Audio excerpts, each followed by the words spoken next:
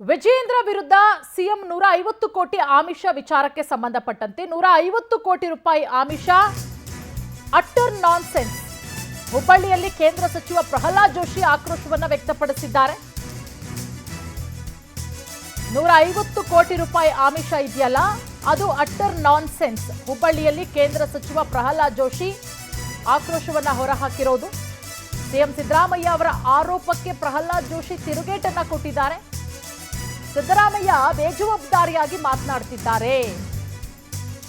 ನಮ್ಮ ಅವಧಿಯಲ್ಲೂ ಕೆಲ ನೋಟಿಸ್ ಹೋಗಿರಬಹುದು, ಅದನ್ನ ತೆಗೀರಿ ಅಂತ ಕೇಂದ್ರ ಸಚಿವ ಪ್ರಹ್ಲಾದ್ ಜೋಶಿ ಆಗ್ರಹಿಸಿದ್ದಾರೆ. ನಮ್ಮ ಮಂತ್ರಿಗಳದ್ದು ಇದ್ರೂ ಕೂಡ ಹೊರಗಡೆ ಬರಲಿ, 150 ಕೋಟಿ ಅಲ್ಲ 1500 ಕೋಟಿ ಅಂತ ಹೇಳಬೇಕಿತ್ತು ಅಂತ ಹೇಳಿ ಟಕ್ಕರ್ ಕೊಟ್ಟಿದ್ದಾರೆ ಸಿದ್ದರಾಮಯ್ಯ ಅವರಿಗೆ ಪ್ರಹ್ಲಾದ್ ಜೋಶಿ ಅವರು. ವಿಜಯೇಂದ್ರ ನಮ್ಮ ಮನೆಗೆ ಬಂದಿದ್ದ ಅಂತ ಮಾಡಪ್ಪಾಡಿ ಹೇಳಿಲ್ಲ.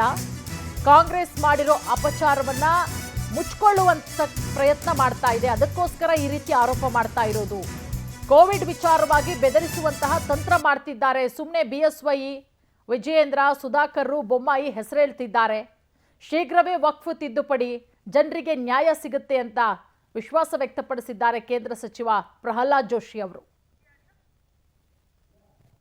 ವಿಜಯೇಂದ್ರನ ಮೇಲೆ 150 ಕೋಟಿ ರೂಪಾಯಿದ್ದು ಆರೋಪದ ಬಗ್ಗೆ ನೀವು ಪ್ರಶ್ನೆ ಕೇಳಿದ್ರೆ ಆಕ್ಚುಲಿ ಅದು